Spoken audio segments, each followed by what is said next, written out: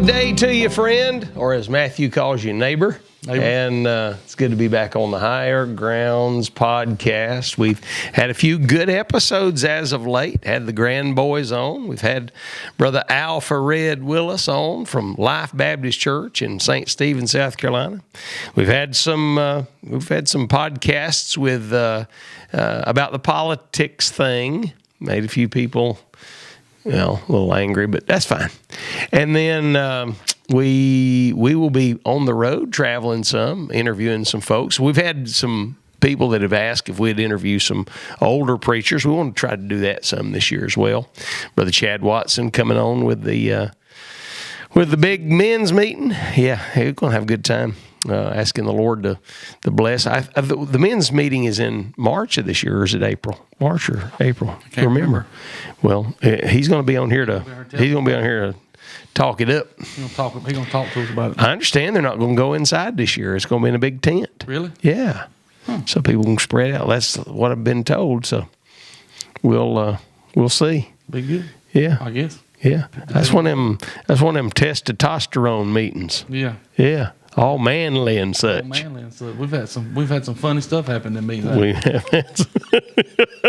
We have had some funny stuff happening in meetings. Yep. Yeah. It's not a meeting for a wimpy Christian to go to.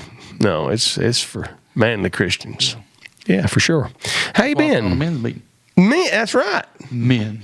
Manly men's meeting. Manly men's meeting. He-Man Woman Haters Club. He-Man Woman Haters Club. It wasn't that what the Little Rascals, yeah. Exactly right. He-Man Woman Haters Club. He-Man Woman Haters Club. So, been doing good? I've been doing real good. Amen. Yep, been doing good. Yes, sir. People around you been behaving, acting right? Not really. Not really? Yes, people, you know. That's people's people. Yeah. My pastor years ago said, you'll never know how to love the way that Jesus loved if you don't have a Judas in your life. I'm like, I don't want to know how to love what Jesus loved. I don't know Judas in my life. But my pastor's right. He's correct. He's always right. Yeah. He's not always right, but he's never wrong. Well, one thing about Judas won't be there long. Where at? In your life, he's going to betray you and he's going to get down the road. Well, I hope. Yeah. I hope he do. I don't need him standing around, But I mean, even Jesus warned early on, there's one of y'all in here. The devil. That's right. Looks to me like he would have said, is it me? He never said that. He didn't say that? No. Okay. The other boys did. The other boys did. He probably knew, didn't he? Yeah. Or can you be a devil and not know it? I don't know, but you're going to show it. For sure. Yes, sir, for sure. Hey, church doing fair? Yeah, I think so. I think church is doing fair. Yeah, ours is. Our fair. Yeah, we got a few. Good, ain't it? Man, I'm telling you, the preaching's outstanding. That's great, man. Yes, sir. Yes, sir. People say that I'm a good preacher, but if you'll just ask me, I'll tell you. Yeah. Why would I be a bad one, right? If you're going to ask me, I ain't going to tell you I'm a bad one. No, I ain't going to shoot, no. No. But the Lord has blessed us here at Galilee over these years, and man, I'm grateful to be in the place I'm in. Yeah. There have been days I didn't know whether I'd make it or not, but so far I've hung in there like a hair in a biscuit. So, hey, I was doing so. I said something. I made a statement the other night while I was preaching, and I think I might have preached out of John about the storm. And the disciples in the midst of the storm, they was rowing. Yeah. Of course, we know you put the gospel accounts together. They was rowing, but they wasn't sailing. Yeah. Stuck in the middle of the storm. And I said, sometimes life makes you feel like you're spinning your wheels, or going in circles. And I said, what about the old southern slang, like a chicken with your head cut off? Yeah. And Miss Barbara Davis is a member of the church there, and she's from Michigan. So she come to me at the back door. She said, that's not a southern thing. I said, oh, y'all said that in Michigan. She said, yeah, we said that in Michigan. So I thought it was a southern thing, so it must be a worldwide thing. I guess it is. I just wonder if she's ever seen a chicken with his head cut off. I mean, running around. I don't know. You need to demonstrate for her. She'll probably comment on the message on the podcast. Yeah, let her cats run it down. Yeah. So she'll probably comment whether or not she has. Yeah, she will. I guarantee you, Miss Barbara will. Yes, sir. Well, I said to you earlier, we were talking, sitting in the studio, just jaw-jacking back and forth about the ministry and such. We were talking about just frustrations that you get in the ministry, and there's some pet peeves that I have in the ministry that that I don't even think common ordinary people even think about. And here's what you pastors that listen, I think you will understand the remark, and probably you'll resemble it and definitely respect it. But there's a lot of our folks that aren't preachers who come to church 3 times a week or more, if they're special meetings, who don't realize this, don't get it. But Satan's intent is to destroy preachers. I really believe that. And one of the things that we see quite regularly, quite frequently, is men getting messed up for various reasons, and it becomes a black eye to the cause of Christ. We made mention of that with Brother Willis here some time back, and then it causes frustrations among the people. But a lot of times, people don't understand that Satan oftentimes is using them without their realization to try to get at the preacher and to try to frustrate him in some way. What have been in your 8 years where you're at, and then ministry prior to going to where you're at now, what has been some of the frustrations that you have dealt with, pet peeve type stuff? Let me give you one. One of the things that really gives me a pet peeve is to have someone to approach you prior to the service getting started with either something that's just stupid or a problem of some sort, and you're trying to get your mind on the service, and then they approach you with something that is going to affect your thinking. What are some things for you? Well, I think some things for me is when we first got saved. You talking about you and Stephanie? Okay. Stephanie got saved before I did, and I got saved at 17. I think Miss Stephanie was in her early 13, 14s when she got saved. She got saved several years before I did. And when we got saved and joined the church and started serving in the church where we were, I was 17 at the time, and it wasn't long after that I was 18, and Miss Stephanie was 19 when we got married.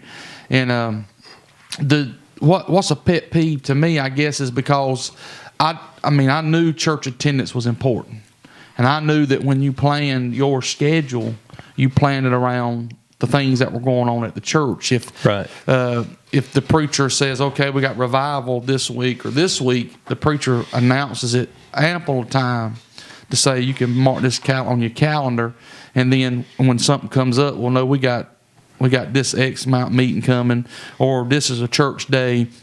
And folks I guess what I'm saying, one of my biggest pet peeves as a pastor, and I know everybody's different, everybody don't struggle in some of the areas, but I never struggled with church attendance after I got saved. I knew church, even if I wasn't in the will of God, I knew church was where I needed to be. Right. And so I would go to church faithfully.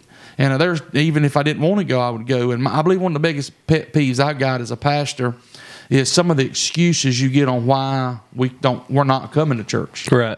And they'll call you and say, preacher, we're not. And I appreciate the transparency. I'd rather you call me and have some off the wall excuse on why you can't come than you just not call and show up. And then we're taking prayer requests at the church, and I don't know if we're praying for so and so. I haven't heard anything from them. I don't know what's going on, why they're not here. So I'd rather you call and tell me why you're not coming. But just some of the things that, I guess as a pastor, that frustrates me.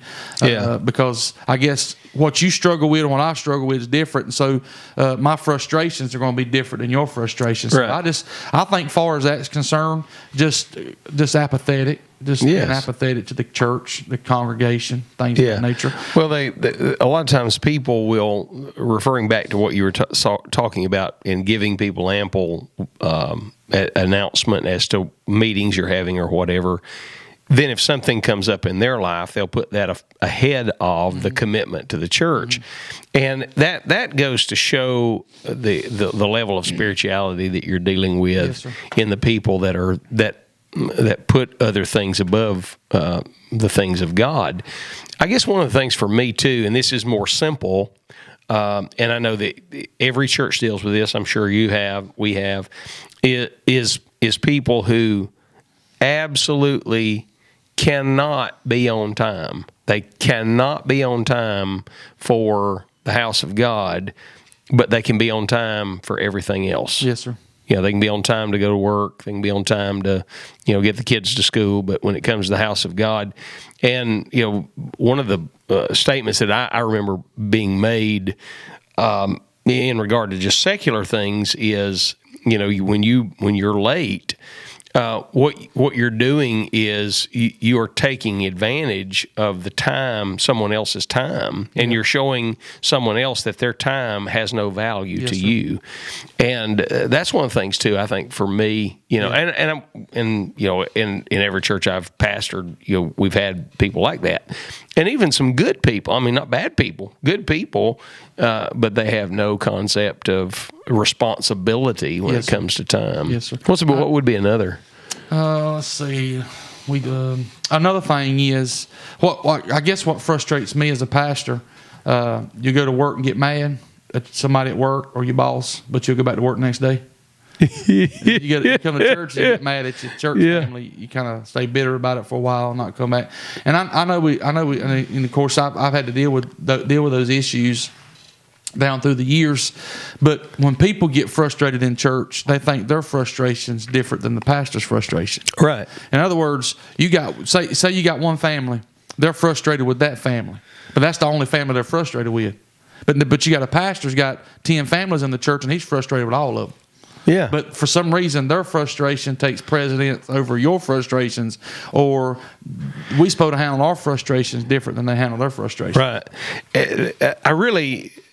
People in our churches would agree with this statement theoretically, but when it comes to practicality, they don't agree with what we're fixing to say. When we say your pastor's not God, that's right. Your pastor's not superhuman, that's right. Your pastor's a man, that's right. Until he's got to deal with something that's frustrating and you're involved, and then he's supposed to be super spiritual.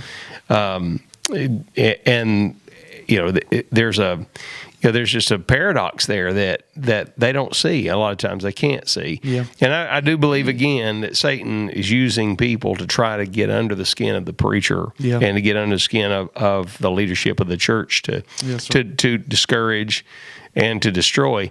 Brother Willis preached a revival for us recently, and in his preaching, he was talking about going and listening to Jack Hyles preach in a meeting, and Jack Hyles, had listened to a song, in the meeting, or everybody listened to the song in the meeting, talked about discouragement, and Jack Hyles made the statement that, I've never been discouraged one day in the ministry. I really have a hard time believing that. Yes, sir. Because you're basically saying with that there's no spiritual warfare going on here. Right. And Satan does a good job in spiritual warfare of bringing about discouragement, and he always does it through people. We've said often on this podcast that people are our problems. Paul said, "You did run well. Who did hinder you that you should not obey the truth?" Yeah. And those are frustrations, I'll tell you another thing frustrating that I've had to deal with for a handful of years. People comparing you to other pastors, like especially if you got an older couple in the church and they've had several pastors down through the years, and then they compare everything that you do to how their first pastor or their former pastor done it. And they always bring it up even in the meetings of the church. Well, this is how we done it, or this is how we used to do it, or this is how it was done, and this was the problem, or this was the cause, and this was the effect. And I guess what I'm trying to say is, and of course, I preach on it, and that's one of the worst things a pastor can do when he comes to the church is compare his church, his home church, to his church that he's pastoring. That's right. And vice versa. One of the worst things a congregation can do is compare this pastor to their former pastor. Right. Every preacher's different. Every church has its own personality. And it's funny that some of those same people who are making those comparisons left those churches because of frustrations, because of how things were being done in them. So you can't please people. You can't. You have to set out to please the Lord as a preacher. You have to set out to please the Lord and let the chips fall where they may. And sometimes that's a good thing.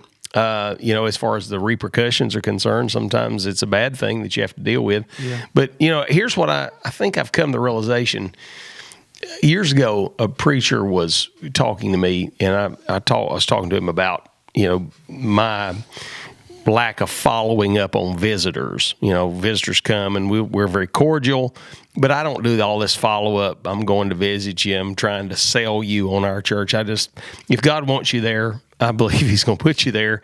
And if not, I view it as running a risk of selling myself and selling our congregation to someone that God doesn't want there, and then we have to deal with the repercussions of the trouble that right. Yeah. And so I figure God will bring whoever he wants us to have. Well, this pastor was, he was talking to me about, my wrong view about this issue. And I couldn't disagree with some of the points that he made. I'm sure I could have done a better job. And then he called me sometime later about some difficulties he was having. I said, so are these some folks that come to you out of your, the way you handle your yeah. And he said, "Oh, shut up." Yeah. But people are something else, buddy. They are. And we just had a conversation at church the other night, and I was talking to a family and some issues and things going on. And I told them what I often say from the pulpit many times: people do what people want to do. That's right. And they're going to do, and just like you said, we talked about a while ago, you talked about being on time. And this the same illustration I used. I like deer hunting. The deer hunt in the morning, you got to get up early. Mm-hmm. You got to get there before daylight. Mm-hmm. That's something I want to do, so I do it.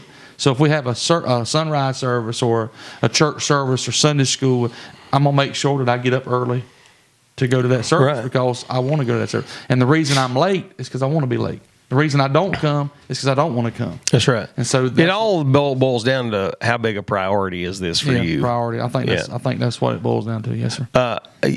I tell you this, for helping people that struggle with this issue, and a lot of times there are people that struggle with this issue.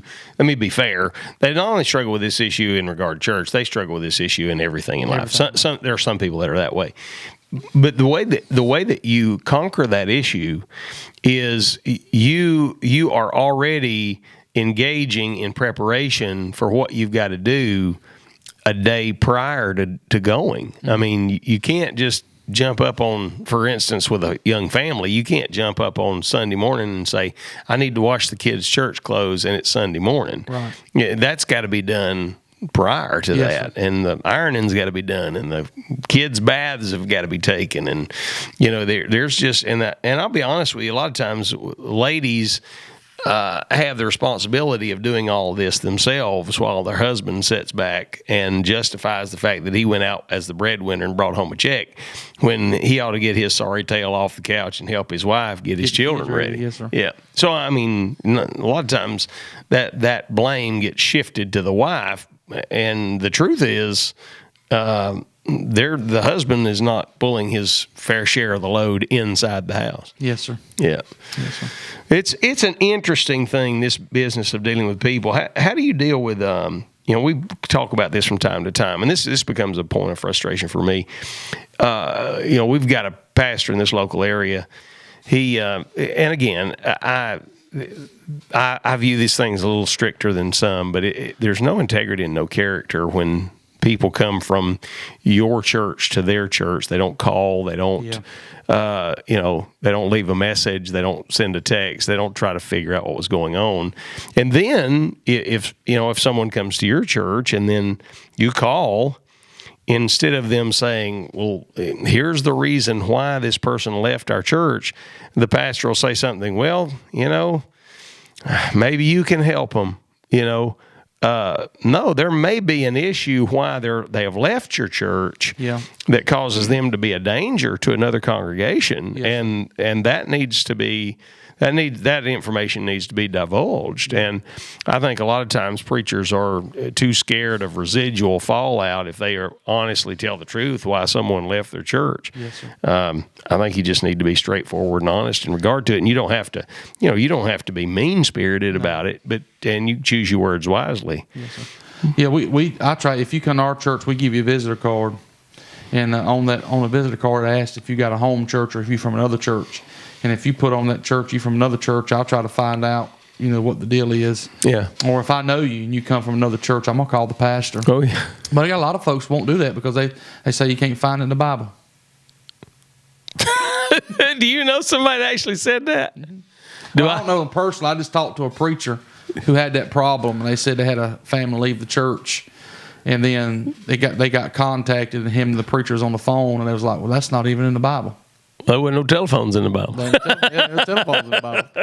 But I've lost several families to a bigger church in our area, and several handful of families, and I've built several churches in Rowan County.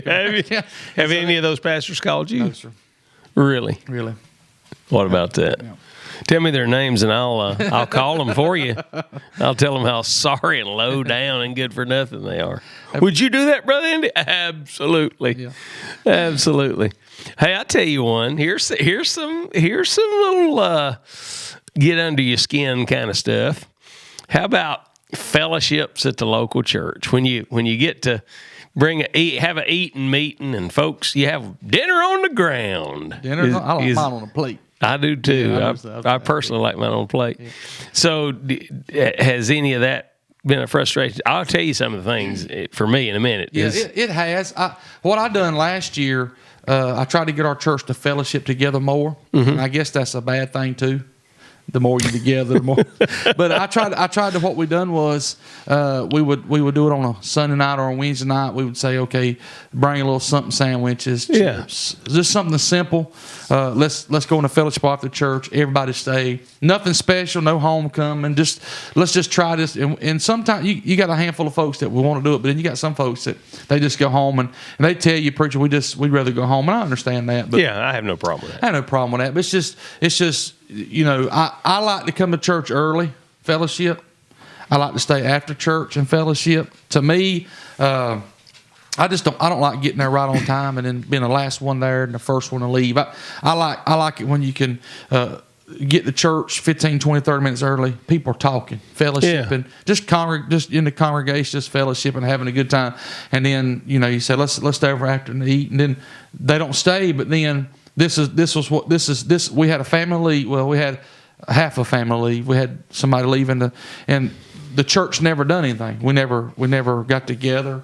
We never fellowship, and it wasn't like it wasn't made available to do it. So that's another frustrating thing. So they wouldn't participate. They wouldn't participate. And then one of the reasons they left is because we don't do anything. Participate. We don't have any fellowship outside. And that's the thing. And so that's a frustration. I mean, because it's made available. You know, the 3 services a week, all that's available. And well, then you have them say, well, I'm not been able to serve in the church, but you just Sunday morning only. You don't come back Sunday night. You don't come back Wednesday night. Yeah. And so you're limited to really what you can do. And then I'm just not a preacher going to put you in a spot to get you to come to church or get you faithful. That's not how. I have found that the people who come and get in with both feet find a place to serve. They find something to do. Yeah. I tell you something that frustrates me sometimes with the eating meetings, the fellowship deals. One thing is you have people, two things really. You have people that come that want to bring this big appetite to fellowship and to eat and to enjoy themselves, and they don't bring anything to contribute as far as food is concerned, or they'll run by the BI-LO, and they'll go by the BI-LO and grab a box of 2-day-old donuts and bring them.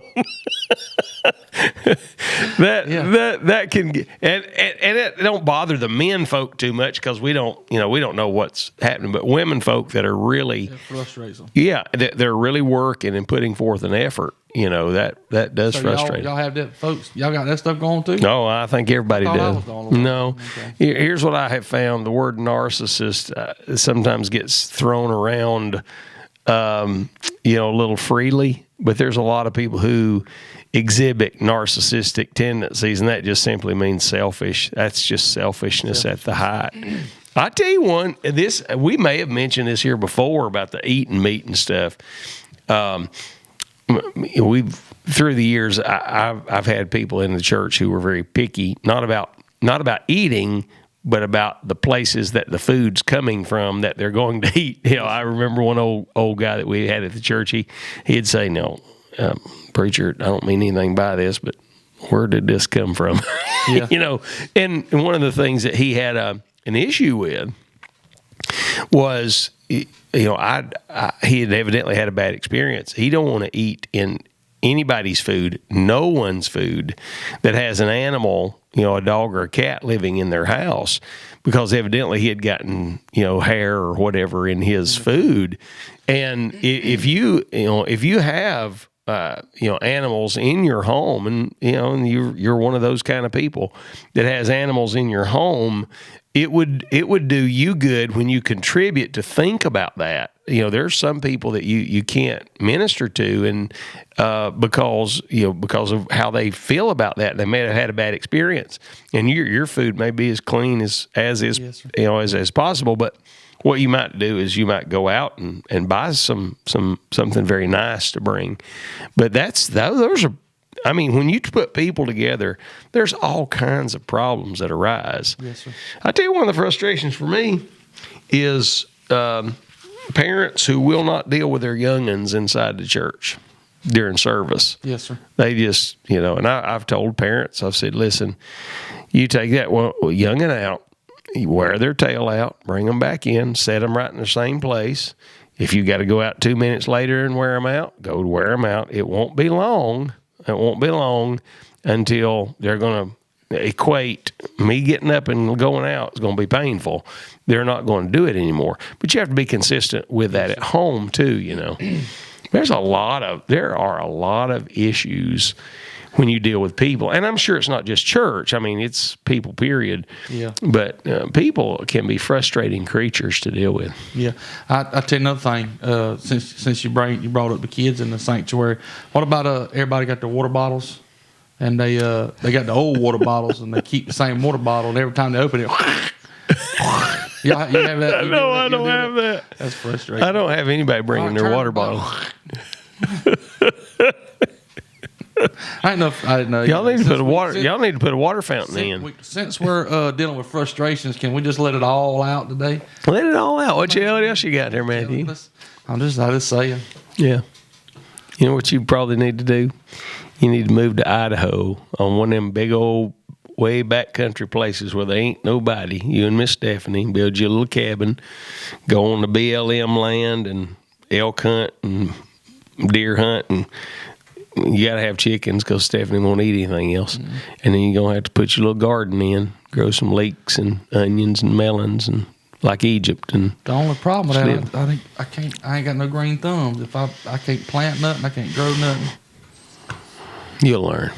It won't take long of starving to learn. Yeah. You got to read up on it, Matthew, to get you some learning in. So it'd be safe to say that pastors all across this country is frustrated. Yes, sir. Yeah. Yeah, it is.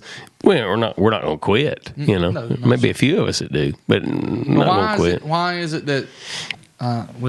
It's like one of those. It's like one of those accidents you have outside somewhere. It's not funny at the time, but you get several years down the road. Yeah, you can get a little. You can get a little funny out of it. Smirk about this a little bit. Yeah. I tell you, one of the most frustrating things in the last little bit, we was talking about, people calling you with problems or whatever, or talking to you about problems right before church. I had a preacher leave our church one time, and he knew he was going to leave, and our church wouldn't bless his leaving. And do you know when he chose to inform us? 5:00 on Sunday afternoon. Right before. You'd think that a preacher would have more integrity than that, yes, and more of a knowledge even than that. Yeah. I'm going to give preachers a piece of advice. If you're going to be a preacher and you're going to succeed at this thing, you've got to learn to look over some stuff. And you've got to learn not to take things personally, and that's a hard thing to do, particularly for certain temperaments. And you've got to learn how to do two things. Number one, most importantly, you've got to learn to listen. If you're unwilling to listen to people, they will be unwilling to listen to you. Yep. And number two, you've got to learn how to communicate and talk to people. Once you learn the art of communicating and talking to people, whatever job you're in is easier. You know, a part of the job that I have with the sheriff's office is serving civil papers, and I'm constantly every day bringing people bad news about their life and about going to court, and that's an everyday thing for me. So I'm when I show up at your house, it's not a good thing, okay? But because I have learned the art of speaking to people, the job that I do that most people don't want to do, I'm able to do it very easily because I've learned to communicate with people. And it's opened a lot of doors of opportunity, you know. I mean, I took a lady some bad news the other day. I mean, just devastating news, you know, just about her life and things going on in her life. And, you know, she burst out in tears, and I said, we're going to pray. And we just started having prayer, you know, and it turned the whole atmosphere around because of knowing how to communicate with people. Amen. Yeah. Frustrating, this business, isn't it? It is. Yeah. But would you want to do anything else? No, sir. Yeah. You're a glutton for punishment. That's why Paul said to the house of Stephanus, they were addicted to the ministry. In other words, we don't want to do this, but we can't help it. We're addicted. We're addicted. Well, let's sign off, Matthew. And I'm going to let you do it today. Sign us off, Matthew. Well, until I don't know how to do it. You never let me do it. Have I ever done it? Yeah, one time. Well, how would I do? The same thing you're fitting to do. Well, from us to you, y'all keep pressing on the upper way. Until next week. We'll see you.